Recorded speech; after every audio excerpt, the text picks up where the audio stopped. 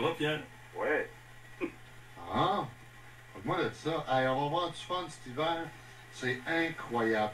Il y a eu une première vague de signatures chez Isothermique de Thetford Mines.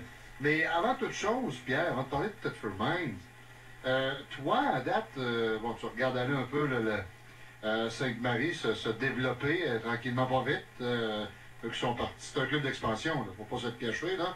Alors, comment t'analyses ça avec une bonne expérience avec nord-américaine de Thetford Mines?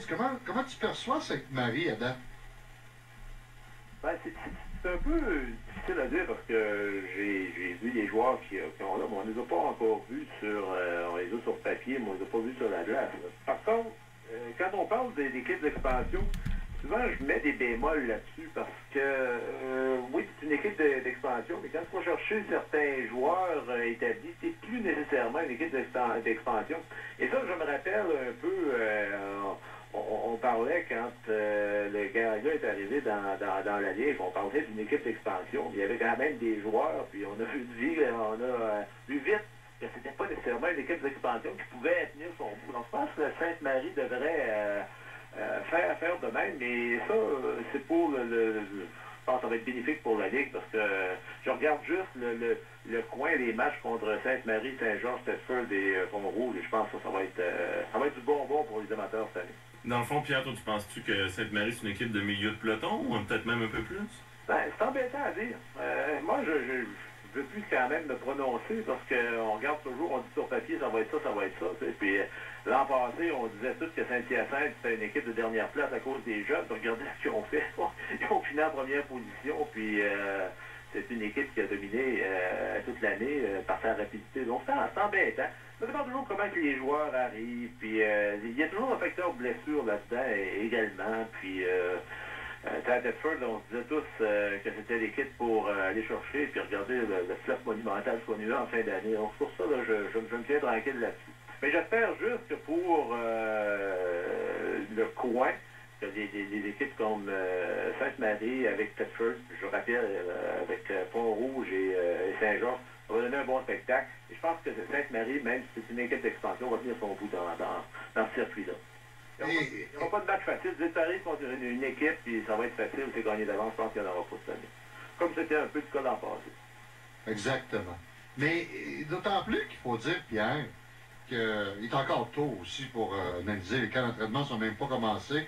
Ça s'en vient, là, mais ça reste que, bon, les équipes prennent forme tranquillement, pas vite. Même du côté de Thetford Mines, faut pas oublier que Thetford Mines, eux, la grosse rivalité à l'époque, c'était avec Pont-Rouge.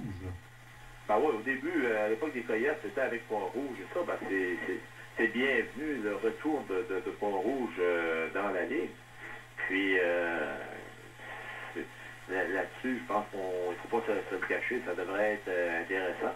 Il va sans doute y avoir des choses qui vont se produire pour justement avoir cette rivalité-là.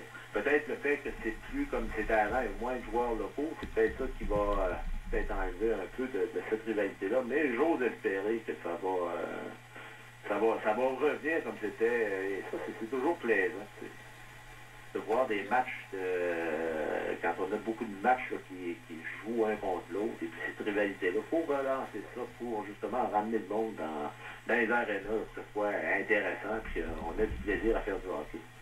Mais tu parles de monde, justement, Pierre.